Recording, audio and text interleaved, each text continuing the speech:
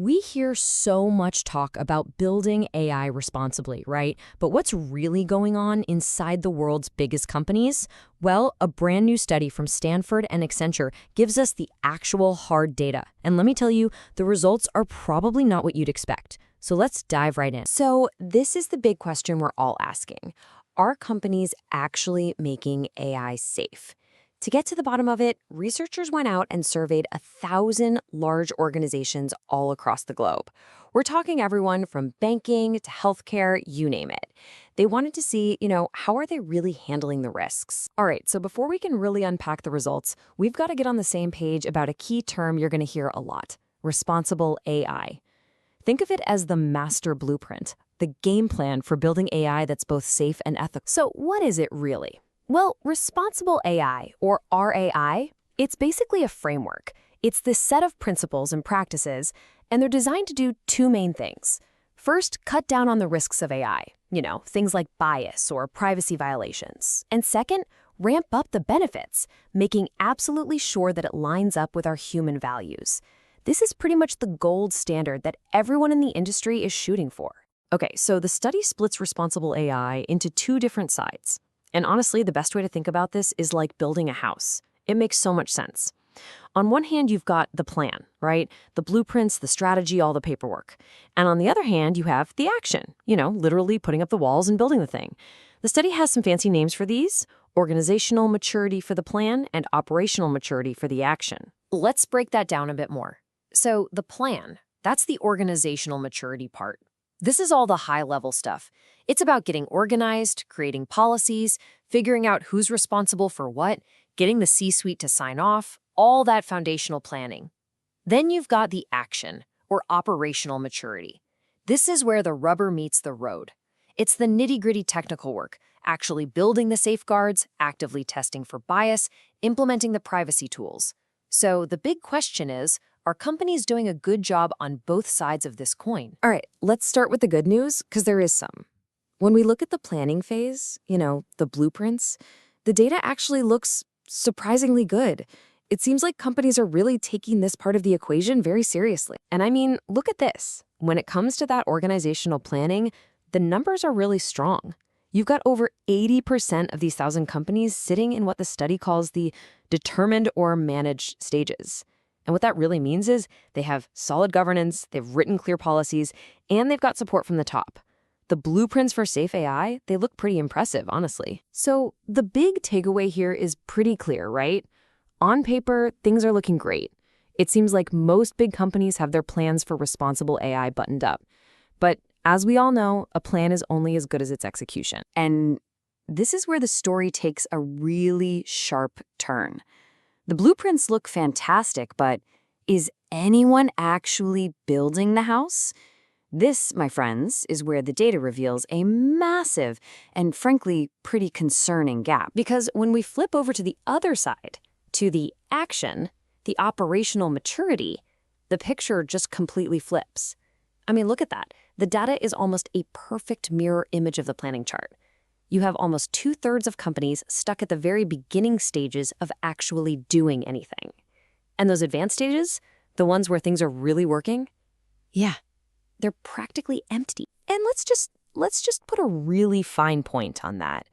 This is the one number that just jumped off the page for me in this entire report. Less than 1%. 0.8%. That's it. That's the percentage of companies that have actually fully optimized their real-world technical AI safety measures. It is a staggering gap between talking the talk and walking the walk. So the obvious question here is, why, right? Why is there this enormous gap between the plan and what's actually happening? Well, the study's data points to three main reasons. Okay, reason number one, it really just comes down to priorities. When you ask these companies what AI risks they're focused on, they overwhelmingly point to the things they already know well: data privacy and cybersecurity. And look, those are super important, no doubt about it. But the newer, trickier, more societal risks, things like fairness to make sure AI isn't biased, or accountability, well, as you can see, they're just a much, much lower priority. All right, reason number two for this gap. You could basically sum it up as a classic game of corporate hot potato. Especially when we're talking about generative AI, it seems like nobody wants to be the one left holding the bag when it comes to safety. And the number here is, well, it's just wild. A whopping 88% of the companies that use AI tools believe the responsibility for mitigating risks lies with the folks who built the models in the first place. You know, the OpenAIs and Googles of the world. They're basically pointing the finger and saying, hey, not our job to fix it. And that brings us to the third and final reason we're seeing this implementation gap. There's a critical shortage of the right kind of talent. But it might not be the kind of talent that you're immediately thinking of. So when the survey asked about talent, yeah, companies said they had shortages pretty much everywhere. But check this out. The single biggest skills gap, the one that 32% of companies said they just don't have enough of, it isn't some deep technical skill like cybersecurity. No, it's human-centered design. That's the discipline that's literally all about making sure technology actually aligns with human needs and human values. Kind of a big deal, right? Okay, so let's put this all together. We've got great plans on paper, but terrible execution in practice. We have companies that are focusing on the old risks, not the new ones. They're passing the buck on responsibility, and they're missing the key human-centric skills needed to build this stuff right. So what does all that add up to?